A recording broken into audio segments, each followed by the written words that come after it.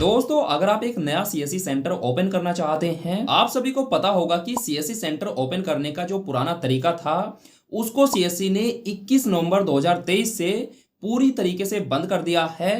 अब अगर आप एक नया सीएससी सेंटर ओपन करना चाहते हैं, तो आपको एक नए तरीके से सीएससी आईडी के लिए अप्लाई करना होगा। तो आज की इस वीडियो में मैं आपको बताऊंगा कि कैसे आपको नए तरीके से सीएससी आईडी के लिए अप्लाई करना है, कैसे आपको फॉर्म को फिल करना है, बीसी सर्टिफिकेट क्या होता है, टीसी सर्टिफिकेट क्या होता है, इन सब चीज़ों की जानकारी आज की इस वीडियो में मैं आपको डिटेल से देने वाला हूं और मैं आपको रजिस्ट्रेशन करके भी दिखाने वाला हूं। इसलिए वीडियो थोड़ी सी लंबी हो सकती है, इसलिए वीडियो आपको एंड तक देखनी है।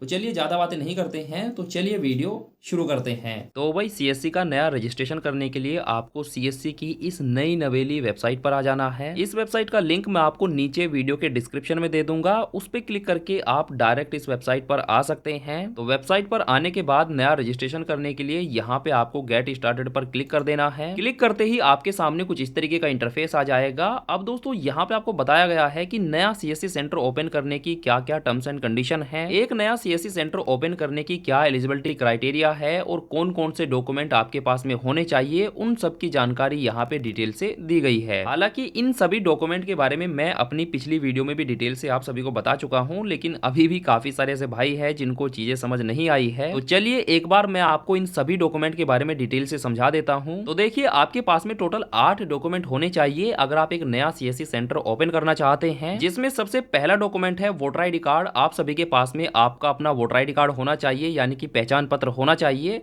अगर आपके पास में पहचान पत्र नहीं है तो इसको आप ऑनलाइन घर बैठे बनवा सकते हैं, वो भी बिल्कुल फ्री में। इस पे मैंने अलग से वीडियो बना रखा है, लिंक आपको नीचे डिस्क्रिप्शन में मिल जाएगा। उसके बाद सेकंड डॉक्यूमेंट है पैन कार्ड, आपके पास में आपका पैन कार्ड होना चाहिए। उसके बाद थर्ड डॉक्यूमेंट है आधार कार्ड, आपके पास में आपका आधार कार्ड होना चाहिए। उसके बाद फोर्थ डॉक्यूमेंट है एप्लीकेंट फोटो, आपके पास अपना एक पासपोर्ट साइज फोटो होना चाहिए। उसके बाद फिफ्थ डॉक्यूमेंट है इंडियन पासपोर्ट या फिर पुलिस वेरिफिकेशन रिपोर्ट। तो इन दोनों में से आपके पास में कोई भी एक डॉक्यूमेंट होना चाहिए, या तो आपके पास में इंडियन पासपोर्ट होना चाहिए या फिर आपके पास में पुलिस वेरिफिकेशन रिपोर्ट, यानी कि पुलिस वेरिफिकेशन सर्टिफिकेट, जिसको कैरेक्टर सर्टिफिकेट भी कहा जाता है या फिर चरित्र प्रमाण पत्र भी कहा जाता है। तो इन दोनों में से आपके पास में कोई भी एक डॉक्यूमेंट होना चाहिए। उसके बाद सिक्स्थ डॉक्यूमेंट है हाईएस्ट क्वालिफिकेशन सर्टिफिकेट। तो जो भी आपकी हाईएस्ट क्वालिफिकेशन है, अगर आपने ग्रेजुएशन किया हुआ है या फिर पोस्ट ग्रेजुएशन है या फिर आपने इंटर किया हुआ है, मिनिमम अगर आप 10th पास है तो भी चलेगा, तो आपके पास में जो भी हाईएस्ट क्वालिफिकेशन है उसका सर्टिफिकेट या फिर मार्कशीट आपके पास में होनी चाहिए। मिनिमम क्वालिफिकेशन 10th पास है, कम से कम आप 10वीं पास होने चाहिए। अगर आप 10वीं पास नहीं हैं तो फिर अब आप एक नया सीएससी सेंटर ओपन नहीं कर पाएंगे। उसके बाद सेवेंथ डॉक्यूमेंट है टीसी सर्टिफिकेट। अब ये सर्टिफिकेट आपको कैसे मिलेगा, इस पे मैं 4-5 वीडियो ऑलरेडी बना चुका हूँ। सभी वीडियो के लिंक आपको डिस्क्रिप्शन में मिल जाएंगे, या फिर आपकी स्क्रीन पे जो व्हाट्सएप नंबर आपको दिखाई दे रहा है, इस पे आप मैसेज करना, तो आपको टीसी सर्टिफिकेट के बारे में पूरी जानकारी दे दी जाएगी। उसके बाद 8th डॉक्यूमेंट है बैंक बीसी सर्टिफिकेट। अब दोस्तों ये नया सीएससी में ऐड किया है। बीसी सर्टिफिकेट को Indian institute of banking and finance यानी कि आईआईबीएफ प्रोवाइड करता है। अब ये सर्टिफिकेट कैसे मिलेगा, इस पे मैंने डिटेल से वीडियो बना रखा है, लिंक आपको डिस्क्रिप्शन में मिल जाएगा। अगर आपको ये दोनों सर्टिफिकेट चाहिए तो आप मुझे व्हाट्सएप पर मैसेज करिए, आपको सारी जानकारी दे दी जाएगी। तो ये वो 8 डॉक्यूमेंट है जो आपके पास में होने चाहिए अगर आप एक नया सीएससी सेंटर ओपन करना चाहते हैं। उसके बाद आप नीचे आओगे तो यहाँ पे आपको बताया गया है कि ये सभी डॉक्यूमेंट आपको जेपीजी या फिर पीएनजी या फिर पीडीएफ फाइल में अपलोड करने हैं, और सभी डॉक्यूमेंट की जो मैक्सिमम साइज है वो 1 MB से ज़्यादा नहीं होनी चाहिए, यानी कि एक डॉक्यूमेंट की जो साइज है वो 1 MB से ज़्यादा नहीं होनी चाहिए। तो रजिस्ट्रेशन करने से पहले आपको क्या करना है, इन सभी डॉक्यूमेंट को आपको अच्छे से रिसाइज कर लेना है, तभी आपको आगे रजिस्ट्रेशन करना है। तो रजिस्ट्रेशन करने के लिए आपको क्या करना है, यहाँ पे आपको टर्म्स को एक्सेप्ट करना है। उसके बाद आपको गेट स्टार्टेड पर क्लिक कर देना है। क्लिक करते ही आपके सामने रजिस्ट्रेशन फॉर्म ओपन हो जाएगा। अब ये जो फॉर्म है ये टोटल 6 स्टेप में कंप्लीट होगा। तो यहाँ पे हमारे सामने फर्स्ट स्टेप ओपन हो चुका है। तो यहाँ पे आपको अपना टीसी नंबर एंटर करना है। उसके बाद यहाँ पे आपको अपना बीसी सर्टिफिकेट नंबर एंटर करना है। एक्चुअली जो आपका बीसी रजिस्ट्रेशन नंबर होता है वही आपका बीसी सर्टिफिकेट नंबर होता है। तो यहाँ पे आपको अपना सर्टिफिकेट नंबर एंटर करना है। उसके बाद यहाँ पे आपको वैलिडेट पर क्लिक कर देना है। क्लिक करते ही आपका जो टीसी नंबर है वो वेरीफाई हो जाएगा। उसके बाद आपको नीचे आना है। अब यहाँ पे आपको अपनी कुछ पर्सनल डिटेल्स दिखाई देगी। उसके बाद यहाँ पे आपको अपना मोबाइल नंबर एंटर करना है और आपको वही मोबाइल नंबर एंटर करना है जो आपके आधार कार्ड से लिंक है। उसके बाद आपको सेंड ओटीपी पर क्लिक कर देना है। जैसे आप क्लिक करेंगे तो आपके इस मोबाइल नंबर पर एक ओटीपी भेजा जाएगा। उस ओटीपी को यहाँ पे आपको एंटर करना है। उसके बाद आपको वैलिडेट पर क्लिक करना है। अब जैसे आप क्लिक करोगे तो आपका जो मोबाइल नंबर है वो वेरीफाई हो जाएगा। उसके बाद आपको नीचे आना है। अब यहाँ पे आपको अपनी पर्सनल डिटेल्स को एंटर करना होगा। तो सबसे पहले यहाँ पे आपको अपना आधार नंबर एंटर करना है। उसके बाद यहाँ पे आपको वैलिडेट पर क्लिक कर देना है। क्लिक करते ही आपका जो आधार नंबर है वो वेरीफाई हो जाएगा। उसके बाद यहाँ पे आपको अपने फादर्स का फुल नेम एंटर करना है। उसके बाद यहाँ पे आपको अपनी मदर्स का फुल नेम एंटर करना है। उसके बाद यहाँ पे आपको मैरिटल स्टेटस का ऑप्शन मिलेगा, इस पे आपको क्लिक करना है और जो भी आपका मैरिटल स्टेटस है, आप मैरिड है अनमैरिड है, उसको यहाँ पे आपको सिलेक्ट कर लेना है। उसके बाद यहाँ पे आपको कैटेगरी का ऑप्शन मिलेगा, इस पे आपको क्लिक करना है।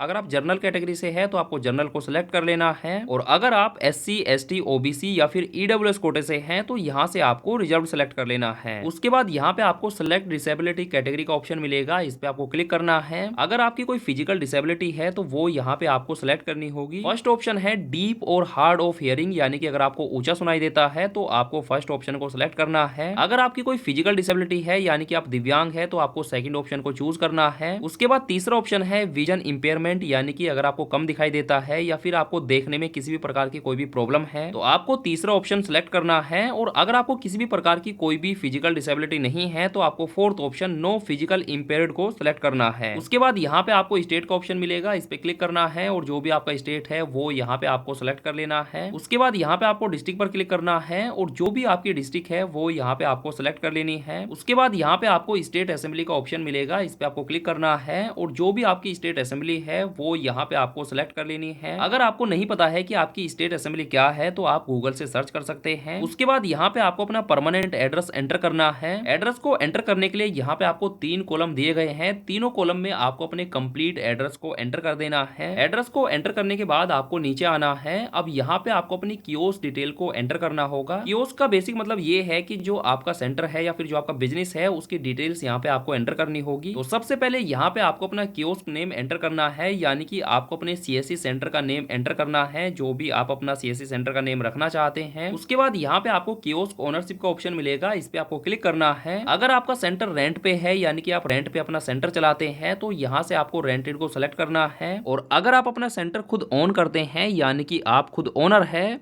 तो यहाँ से आपको ओन को सिलेक्ट करना है।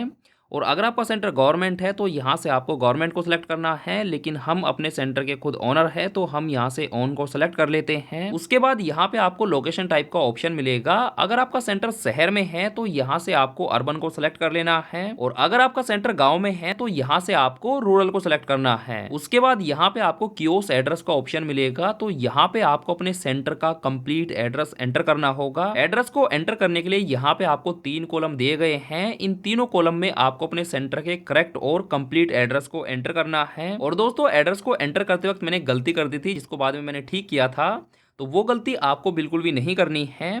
एड्रेस को एंटर करते वक्त यहाँ पे आपको स्पेशल कैरेक्टर का इस्तेमाल नहीं करना है, जैसे कि कोमा या फिर हाइपन, तो इन सभी स्पेशल कैरेक्टर का आपको एड्रेस में इस्तेमाल नहीं करना है। अगर आप करोगे तो आपका फॉर्म सबमिट नहीं होगा, फिर बाद में आपको इनको चेंज करना पड़ेगा। तो जैसे कि आप देख सकते हैं मैंने यहाँ पे इन सभी स्पेशल कैरेक्टर का इस्तेमाल किया है, लेकिन बाद में मैंने इसको हटा दिया था। तो ये गलती आपको बिल्कुल भी नहीं करनी है। उसके बाद आपको नीचे आना है और यहाँ पे आपको अपने एरिया का पिन कोड एंटर करना है। उसके बाद आपको नीचे आना है और यहाँ पे आपको ये कैप्चा एंटर करना है। उसके बाद आपको टर्म्स को एक्सेप्ट करना है, लेकिन नेक्स्ट पर क्लिक करने से पहले आपको अपने फॉर्म को एक बार अच्छे से चेक करना है। उसके बाद आपको नीचे आना है और नेक्स्ट पर क्लिक कर देना है। क्लिक करते ही आपके सामने सेकंड स्टेप ओपन हो जाएगा। अब यहाँ पे आपको अपनी ईमेल और पैन कार्ड की डिटेल्स को एंटर करना होगा। तो सबसे पहले यहाँ पे आपको अपनी ईमेल आईडी को एंटर करना है। उसके बाद आपको सेंड ओटीपी पर क्लिक कर देना है। क्लिक करते ही आपकी ईमेल आईडी पर एक ओटीपी भेजा जाएगा। उस ओटीपी को यहाँ पे आपको एंटर करना है। उसके बाद आपको वैलिडेट पर क्लिक कर देना है। क्लिक करते ही आपकी ईमेल आईडी वेरीफाइड हो जाएगी। उसके बाद यहाँ पे आपको अपना पैन कार्ड नंबर एंटर करना है। उसके बाद आपको वैलिडेट पर क्लिक कर देना है। क्लिक करते ही आपका जो पैन कार्ड है वो वेरीफाई हो जाएगा और यहाँ पे आपको आपका नाम भी दिखाई देगा। उसके बाद यहाँ पे बताया गया है कि आपकी जो डिटेल्स है वो आपके पैन कार्ड के साथ में कितना % मैच हुई है। तो यहाँ पे हमारी जो डिटेल्स है वो हमारे पैन कार्ड के साथ 100% मैच हुई है। उसके बाद नीचे आपको टर्म्स को एक्सेप्ट करना है और नेक्स्ट पर क्लिक कर देना है। क्लिक करते ही आपके सामने थर्ड स्टेप ओपन हो जाएगा। अब यहाँ पे आपको अपनी बैंक डिटेल्स को एंटर करना होगा। तो सबसे पहले यहाँ पे आपको अपने बैंक का IFSC कोड एंटर करना है। उसके बाद आपको वैलिडेट पर क्लिक कर देना है। जैसे आप क्लिक करोगे तो आपके सामने आपके बैंक ब्रांच की कंप्लीट डिटेल आ जाएगी। उसके बाद यहाँ पे आपको सेलेक्ट अकाउंट टाइप का ऑप्शन मिलेगा, इस पे आपको क्लिक करना है और जिस भी टाइप का आपका अकाउंट है, सेविंग या फिर करंट, उसको आपको सेलेक्ट कर लेना है। उसके बाद यहाँ पे आपको अपना अकाउंट नंबर एंटर करना है। उसके बाद यहाँ पे आपको नॉमिनी नेम का ऑप्शन मिलेगा। तो जो भी आपका अकाउंट का नॉमिनी है, जिसको भी आपने नॉमिनी बनाया है, उसका नेम यहाँ पे आपको एंटर करना है और नॉमिनी के साथ में जो भी आपका रिलेशन है वो यहाँ पे आपको सेलेक्ट कर लेना है। ज्यादातर लोगों के जो नॉमिनी होते हैं वो उनकी माताजी या फिर पिताजी होते हैं। अगर ऐसा है तो यहाँ से आपको पेरेंट्स को सेलेक्ट कर लेना है। उसके बाद यहाँ पे आपको नॉमिनी की डेट ऑफ बर्थ को एंटर करना होगा। एंटर करने के लिए यहाँ पे आपको कैलेंडर का आइकन दिया गया है, इस पे क्लिक करके यहाँ से आपको डेट ऑफ बर्थ को सिलेक्ट कर लेना है। सभी डिटेल्स को एंटर करने के बाद आपको वैलिडेट पर क्लिक कर देना है। क्लिक करते ही आपका जो अकाउंट है वो वेरीफाई हो जाएगा। उसके बाद आपको नेक्स्ट पर क्लिक कर देना है। क्लिक करते ही आपके सामने फोर्थ स्टेप ओपन हो जाएगा। अब यहाँ पे आपको अपने सभी डॉक्यूमेंट्स को अपलोड करना होगा और जैसे कि मैंने आपको वीडियो के स्टार्टिंग में बताया था कि आपको अपने सभी डॉक्यूमेंट्स को पहले से रेडी कर लेना है और आपको अपने सभी ओरिजिनल डॉक्यूमेंट ही अपलोड करने हैं। कोई भी आपको फोटोकॉपी अपलोड नहीं करनी है। जो भी आपके पास में ओरिजिनल डॉक्यूमेंट है वही आपको स्कैन करके अपलोड करने हैं। आप अपने डॉक्यूमेंट को JPG, PNG या फिर PDF फाइल में अपलोड कर सकते हैं। तो सबसे पहले आपको अपने सभी डॉक्यूमेंट को रेडी कर लेना है। अब डॉक्यूमेंट को अपलोड करने के लिए सबसे पहले यहाँ पे आपको अपना एपिक नंबर यानी कि अपना वोटर ID नंबर एंटर करना है। वोटर ID नंबर एंटर करने के बाद अब सबसे पहले आपको अपने आधार कार्ड को अपलोड करना होगा। लेकिन आधार कार्ड को अपलोड करने से पहले आपको एक जरूरी बात का ध्यान रखना है, वो ये है कि आपको अपने आधार कार्ड की फ्रंट और बैक साइड दोनों एक ही PDF के अंदर अपलोड करनी है या फिर आपको एक ही फोटो के अंदर अपलोड करनी है। तो आधार कार्ड को अपलोड करने के लिए सिंपली आपको ब्राउजर पे क्लिक करना है। क्लिक करते ही आपकी जो फाइल्स है वो ओपन हो जाएगी। अब सिस्टम के अंदर जिस भी लोकेशन पर आपने अपने डॉक्यूमेंट को सेव किया है वहां से आपको अपने आधार कार्ड को अपलोड कर देना है। और एक चीज मैं आपको पहले ही क्लियर कर दूं कि डॉक्यूमेंट को अपलोड होने में थोड़ा सा ज्यादा टाइम लगता है, क्योंकि एक तो फाइल का साइज बहुत बड़ा है और दूसरा ये वेबसाइट नहीं है। वेबसाइट नहीं होने की वजह से स्लो काम करती है और जिसकी वजह से डॉक्यूमेंट को अपलोड करने में थोड़ा सा ज़्यादा टाइम लगाती है। एक डॉक्यूमेंट को अपलोड करने में 10 से 15 सेकंड लग जाती है या फिर 20 सेकंड भी लग जाती है। तो यहाँ पे आपको पैनिक नहीं होना है। तो यहाँ पे आप देख सकते हैं हमारा जो आधार कार्ड है वो अपलोड हो चुका है। उसके बाद आपको ओके पर क्लिक कर देना है। इसी तरीके से आपको अपने पैन कार्ड को अपलोड करना है। अपलोड करने के लिए सिंपली आपको ब्राउजर पे क्लिक करना है और आपको अपने पैन कार्ड को अपलोड कर देना है। पैन कार्ड हमारा अपलोड हो चुका है। उसके बाद आपको ओके पर क्लिक कर देना है। अब यहाँ पे आपको अपनी एक एप्लीकेशन फोटो यानी कि आपको अपनी पासपोर्ट साइज फोटो को अपलोड करना है। अपलोड करने के लिए फिर से वही आपको ब्राउजर पे क्लिक करना है और आपको अपने फोटो को अपलोड कर देना है। फोटो हमारा अपलोड हो चुका है। उसके बाद आपको ओके पर क्लिक करना है। अब इसी क्रम को जारी रखते हुए आपको अपनी बैंक डिटेल को अपलोड करना है। तो यहाँ पे आपको अपने कैंसिल चेक को अपलोड कर देना है। तो यहाँ पे आपको अपने कैंसिल चेक को अपलोड कर देना है। अब जिन लोगों को नहीं पता है कि कैंसिल चेक क्या होता है, तो सिंपली आपको करना क्या है कि आपके पास में जो भी चेकबुक है उसमें से आपको एक चेक फाड़ना है और उस चेक पर आपको डेट डाल देनी है और बड़े बड़े अक्षर में कैंसिल लिख देना है। आपका कैंसिल चेक रेडी हो जाएगा। इसको आपको अपलोड कर देना है। अगर आपके पास में कैंसिल चेक नहीं है तो आप अपनी बैंक पासबुक को भी अपलोड कर सकते हैं। और बैंक डिटेल्स अपलोड करते वक्त आपको एक बात का ध्यान रखना है कि जो भी डॉक्यूमेंट आप अपलोड करते हैं, फिर चाहे वो बैंक पासबुक हो या फिर वो कैंसिल चेक हो, तो आपके जो डॉक्यूमेंट है उन पर आपके बैंक की कंप्लीट डिटेल्स होनी चाहिए। जैसे कि आपका नाम, आपके बैंक की कंप्लीट डिटेल्स, आपका IFSC कोड, ये सारी चीज़ें आपके बैंक पासबुक पर या फिर आपके कैंसिल चेक पर प्रिंट होनी चाहिए, तभी आपको अपलोड करनी है। अदरवाइज आपका जो रजिस्ट्रेशन है वो रिजेक्ट हो जाएगा। तो डिटेल्स को अपलोड करने के लिए सिंपली आपको ब्राउजर पे क्लिक करना है और आपको अपनी बैंक डिटेल को अपलोड कर देना है। बैंक डिटेल्स अपलोड हो चुकी है। अब आपको ओके पर क्लिक कर देना है। अब यहाँ पे आपको अपने BC सर्टिफिकेट को अपलोड करना होगा। अपलोड करने के लिए आपको ब्राउजर पे क्लिक करना है और आपको अपने सर्टिफिकेट को अपलोड कर देना है। इसी तरीके से आपको अपने वोटर ID कार्ड को भी अपलोड कर देना है। और वोटर ID कार्ड को अपलोड करते वक्त भी आपको इस बात का ध्यान रखना है कि आपको अपने वोटर ID कार्ड की फ्रंट साइड और बैक साइड दोनों को अपलोड करना है। वोटर ID कार्ड अपलोड करने के बाद अब यहाँ पे आपको अपने हाईएस्ट क्वालिफिकेशन सर्टिफिकेट को अपलोड करना होगा। तो सबसे पहले आपको हाईएस्ट एजुकेशन क्वालिफिकेशन पर क्लिक करना है और जो भी आपकी हाईएस्ट क्वालिफिकेशन है, जैसे कि 10th पास, 12th पास, ग्रेजुएट, पोस्ट ग्रेजुएट, डिप्लोमा, तो जो भी आपकी हाईएस्ट क्वालिफिकेशन है वो यहाँ पे आपको सेलेक्ट कर लेनी है। जैसे कि मैंने यहाँ पे 10th पास को सेलेक्ट कर लिया है। अब यहाँ पे आपको अपनी 10th पास का जो सर्टिफिकेट है वो यहाँ पे आपको अपलोड करना होगा। अपलोड करने के लिए सिंपली आपको फिर से ब्राउजर पे क्लिक करना है और आपको अपने सर्टिफिकेट को अपलोड कर देना है। उसके बाद इसी तरीके से आपको अपने टीसी सर्टिफिकेट को भी अपलोड कर देना है। अब दोस्तों यहाँ पे आपको दो ऑप्शन मिलेंगे, इंडियन पासपोर्ट और पुलिस वेरिफिकेशन रिपोर्ट यानी कि कैरेक्टर सर्टिफिकेट। तो इन दोनों में से आपको कोई भी एक डॉक्यूमेंट ही अपलोड करना है। काफ़ी सारे भाइयों के यही कमेंट थे कि क्या सर हमें दोनों ही सर्टिफिकेट को अपलोड करना होगा। तो नहीं भाई, ऐसा नहीं है। अगर आपके पास में इंडियन पासपोर्ट नहीं है तो आप पुलिस वेरिफिकेशन सर्टिफिकेट को अपलोड कर सकते हैं, और अगर आपके पास में पुलिस वेरिफिकेशन सर्टिफिकेट नहीं है तो आप इंडियन पासपोर्ट को अपलोड कर सकते हैं। तो इन दोनों सर्टिफिकेट में से आपको कोई भी एक सर्टिफिकेट को अपलोड करना होगा। तो इनमें से आपको कोई भी एक सर्टिफिकेट बनवा लेना है। जो भी आपको आसान लगता है उसको आपको बनवा लेना है और उसको आपको अपलोड कर देना है। तो यहाँ पे हमारे पास में पीवीआर है यानी कि पुलिस वेरिफिकेशन रिपोर्ट है, तो मैं इसको ही अपलोड कर देता हूँ। अपलोड करने के लिए सिंपली आपको वही ब्राउजर पे क्लिक करना है और आपको अपने पुलिस वेरिफिकेशन सर्टिफिकेट को अपलोड कर देना है। और अगर आप इंडियन पासपोर्ट को अपलोड करते हैं तो आपको इस बात का ध्यान रखना है कि आपको अपने पासपोर्ट की जो एक्सपायरी डेट है वो भी यहाँ पे आपको एंटर करनी होगी। लेकिन अगर आप पुलिस वेरिफिकेशन सर्टिफिकेट अपलोड करते हैं तो आपको कोई भी एक्सपायरी डेट को एंटर करने की जरूरत नहीं है। तो यहाँ पे आप देख सकते हैं हमारे सभी डॉक्यूमेंट अपलोड हो चुके हैं। और अगर आप किसी डॉक्यूमेंट को प्रीव्यू करना चाहते हैं यानी कि आप किसी डॉक्यूमेंट को देखना चाहते हैं तो यहाँ पे आपको आई का एक आइकन दिखाई दे रहा है, इस पे क्लिक करके आप अपने डॉक्यूमेंट को प्रीव्यू कर सकते हैं। उसके बाद आपको नीचे आना है और टर्म्स को एक्सेप्ट करना है और नेक्स्ट पर क्लिक कर देना है। क्लिक करते ही आपके सामने 5th स्टेप ओपन हो जाएगा और यहाँ पे आप देख सकते हैं congratulations, your application has been successfully submitted with us, यानी कि हमारी जो एप्लीकेशन है वो सक्सेसफुली सबमिट हो चुकी है और हमारा जो एप्लीकेशन रेफरेंस नंबर है वो भी जनरेट हो चुका है। इसको आपको नोट करके रख लेना है या इसका आपको अभी एक स्क्रीनशॉट ले लेना है, क्योंकि ये जो वेबसाइट है ये भाई नई है और ये कभी भी क्रैश हो सकती है। तो सबसे पहले तो आपको इस एप्लीकेशन नंबर को कहीं पे नोट करके रख लेना है। उसके बाद यहाँ पे आपको प्रिंट का एक ऑप्शन मिलेगा। इस पूरे जो एप्लीकेशन है, ये जो पूरा प्रीव्यू है, इसको यहाँ से आपको प्रिंट कर लेना है या फिर आपको एज ए पीडीएफ सेव करके रख लेना है। तो इस बात का आपको ध्यान रखना है, ये सबसे पहले करना है, क्योंकि ये वेबसाइट कभी भी क्रैश हो सकती है, कभी भी। और क्रैश होने के बाद आपको बहुत ज़्यादा प्रॉब्लम आएगी।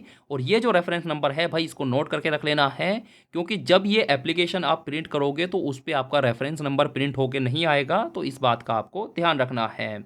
उसके बाद सिंपली आपको नीचे आना है और नेक्स्ट पर क्लिक कर देना है। तो यहाँ पे आप देख सकते हैं हमारी जो वेबसाइट है वो क्रैश हो चुकी है, जो अभी मैं आपको बता रहा था। लेकिन कोई बात नहीं, हमारी जो एप्लीकेशन है वो तो सबमिट हो चुकी है और उसका जो प्रिंट है वो भी हमने सेव कर लिया है। लेकिन अभी भी हमारा जो एक लास्ट स्टेप है यानी कि 6th स्टेप है वो अभी इनकम्प्लीट है। तो चलिए मैं आपको बताता हूँ कि वो 6th स्टेप आपको कैसे कंप्लीट करना है। और अगर आपके साथ भी इसी तरीके से हो जाता है, यानी कि आपकी जो एप्लीकेशन है, जो वेबसाइट है वो क्रैश हो जाती है, तो फिर आपको कैसे करना है। तो भाई अगर मेरी तरह आपका फॉर्म भी लास्ट मोमेंट में क्रैश हो जाता है या फिर आपकी वेबसाइट क्रैश कर जाती है, तो उस कंडीशन में आपको क्या करना है। सबसे पहले तो आपको घबराना बिल्कुल भी नहीं है। आपको क्या करना है, आपको अपने मोबाइल में प्ले स्टोर को ओपन करना है। मोबाइल में इसलिए करना है क्योंकि जो पीसी का काम है वो यहाँ पे ख़त्म हो चुका है। अब आपको अपने मोबाइल में प्ले स्टोर को ओपन करना है। ओपन करने के बाद प्ले स्टोर से आपको CSC की इस एप्लीकेशन को अपने मोबाइल में इंस्टॉल कर लेना है। इस एप्लीकेशन का लिंक मैं आपको डायरेक्ट वीडियो के डिस्क्रिप्शन में भी दे दूंगा, उस पर क्लिक करके आप डायरेक्ट इस एप्लीकेशन को इंस्टॉल कर सकते हैं। तो मैंने यहाँ पे इस एप्लीकेशन को पहले से ही अपने मोबाइल में इंस्टॉल कर लिया है। तो चलिए मैं आपको दिखाता हूँ कि इसको आपको यूज़ कैसे करना है, कैसे इसको आपको ओपन करना है। तो सबसे पहले आपको क्या करना है, आपको अपने मोबाइल में जो लोकेशन है उसको आपको ऑन ज़रूर कर लेना है। उसके बाद इस एप्लीकेशन को अपने मोबाइल में ओपन करना है। तो जैसे आप ओपन करोगे तो कुछ इस तरीके का इंटरफेस आपके सामने आएगा। उसके बाद सीधे आपको नेक्स्ट पर क्लिक करना है। उसके बाद यहाँ पे आपको साइन अप का ऑप्शन मिलेगा, इस पर क्लिक करना है। उसके बाद यहाँ पे आपको प्रोसीड का ऑप्शन मिलेगा, इस पर आपको क्लिक कर देना है। अब दोस्तों यहाँ पे आपको अपना एप्लीकेशन रेफरेंस नंबर एंटर करना है। जो एप्लीकेशन नंबर अभी हमें रिसीव हुआ था वो यहाँ पे आपको एंटर कर देना है। उसके बाद यहाँ पे आपको एक 6 डिजिट का कोई भी एक रैंडम कोड बना लेना है। कोई भी 6 डिजिट का यहाँ पे आपको सिक्योर कोड क्रिएट कर लेना है। उसके बाद यहाँ पे आपको अपना रजिस्टर्ड मोबाइल नंबर एंटर कर देना है। उसके बाद नीचे आपको प्रोसीड टू कैप्चर वीडियो का ऑप्शन मिलेगा, इस पे आपको क्लिक कर देना है। तो जैसे आप क्लिक करोगे तो आपके सामने कुछ इस तरीके का इंटरफेस आ जाएगा। अब दोस्तों यहाँ पे आपको 3 लाइव वीडियो को कैप्चर करना होगा। अब वो कौन कौन सी वीडियो आपको कैप्चर करनी है और वीडियो कैसे कैप्चर करनी है, तो चलिए वो भी मैं आपको बता देता हूँ। लेकिन उससे पहले कुछ ज़रूरी इंस्ट्रक्शन यहाँ पे दिए गए हैं। तो सबसे पहले हम इंस्ट्रक्शन को समझ लेते हैं। तो सबसे पहला हमें बताया गया है, make sure the capture video is geo tag, यानी कि आपको जो वीडियो है वो इसी एप्लीकेशन यानी कि जियो टैग से ही आपको अपलोड करनी है, कैप्चर करनी है। उसके बाद सेकंड इंस्ट्रक्शन में हमें बताया गया है, the video should be 6 second, यानी कि हमारी जो वीडियो है वो कम से कम 6 सेकंड की होनी चाहिए। उसके बाद यहाँ पे आपको वीडियो के बारे में बताया गया है।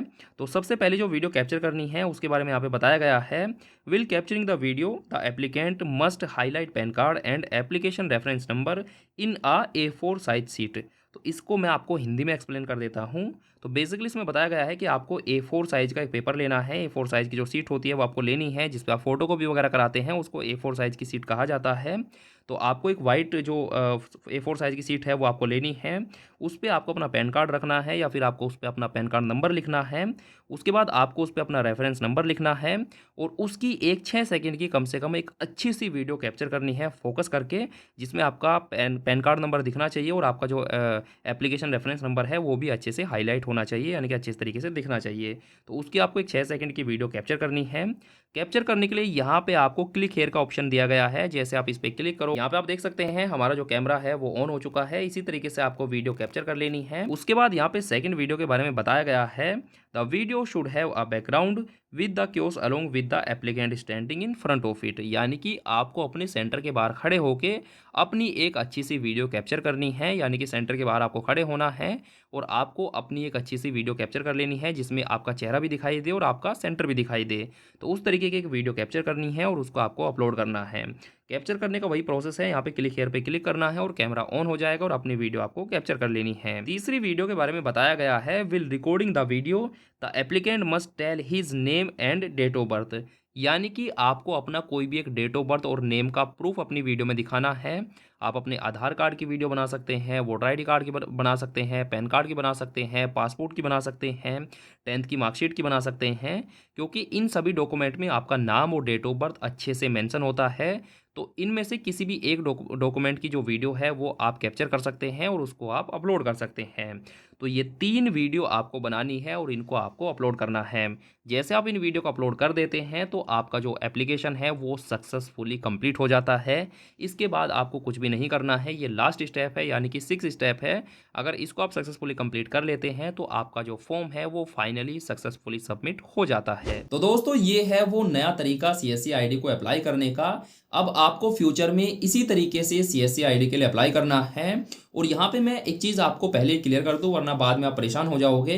देखो एंड वाला जो प्रोसेस अभी मैंने आपको दिखाया है, जिसमें मैंने आपको बताया है कि आपको CSC की जो एप्लीकेशन है उसमें आपको अपनी वीडियो को अपलोड करना होगा। तो भाई अभी ये जो एप्लीकेशन है ये ठीक तरीके से काम नहीं कर रही है। अभी आपकी जो वीडियो है वो अपलोड नहीं होगी। काफ़ी सारे भाई मुझे कमेंट करेंगे कि सर मेरी वीडियो अपलोड नहीं हो रही है, और डेली काफ़ी सारे भाई मुझे मैसेज भी करते हैं कि सर हमारी जो वीडियो है वो अपलोड नहीं हो रही है। तो मैं पहले ही क्लियर कर दूं कि भाई ये वेबसाइट नहीं है, ये प्रोसेस नया है और ये एप्लीकेशन भी नहीं है। तो अभी ये ठीक तरीके से काम नहीं कर रही है। तो इसके लिए आपको केवल 2 काम करना है। सबसे पहला काम तो ये करना है कि आपको अपने डिस्ट्रिक्ट मैनेजर को कॉल करके बताना है कि सर ये जो एप्लीकेशन है ये ठीक तरीके से वर्क नहीं कर रही है। और दूसरा, आपको इसके लिए CSC को कॉल करना है। CSC का जो टोल फ्री नंबर है वो आपको डिस्क्रिप्शन में मिल जाएंगे। CSC को आपको मेल करना है ताकि CSC को पता लगे कि भाई एप्लीकेशन ठीक तरीके से काम नहीं कर रही है और वो इस एप्लीकेशन पर वर्क करे। ठीक है, तो ये आपका पहला काम है कि CSC को आपको इन्फॉर्मेशन देनी है कि भाई आपकी एप्लीकेशन ठीक तरीके से काम नहीं कर रही है। और दूसरा काम है कि भाई पेशेंस बना के रखो, बस इसके अलावा आपको कुछ नहीं करना है, क्योंकि CSC वैसे तो ऑलरेडी इस पर काम कर रहा है। और जैसे ही ये प्रॉब्लम फिक्स हो जाएगी तो आपकी जो वीडियो है वो भी अपलोड होना शुरू हो जाएगी। तो अभी आपको ज़्यादा पैनिक नहीं होना है, बस आपको CSC को इसको इन्फॉर्म करना है, मेल करना है, कॉल करना है और आपको पेशेंस बना के रखना है, वेट करना है। वीडियो अपलोड होना आपका शुरू हो जाएगा, बस आप ट्राई करके देखते रहना और थोड़ा वेट करना। उम्मीद करता हूँ कि ये वीडियो आपको काफ़ी पसंद आई होगी। अगर आपको वीडियो पसंद आई हो तो डेफिनेटली यार वीडियो को लाइक करना, शेयर करना, और अगर आप चैनल पर नए हैं, सब्सक्राइब नहीं किया है तो घंटा बजा के करना। फेसबुक पर वीडियो देख रहे हैं तो पेज को लाइक और फॉलो ज़रूर करना।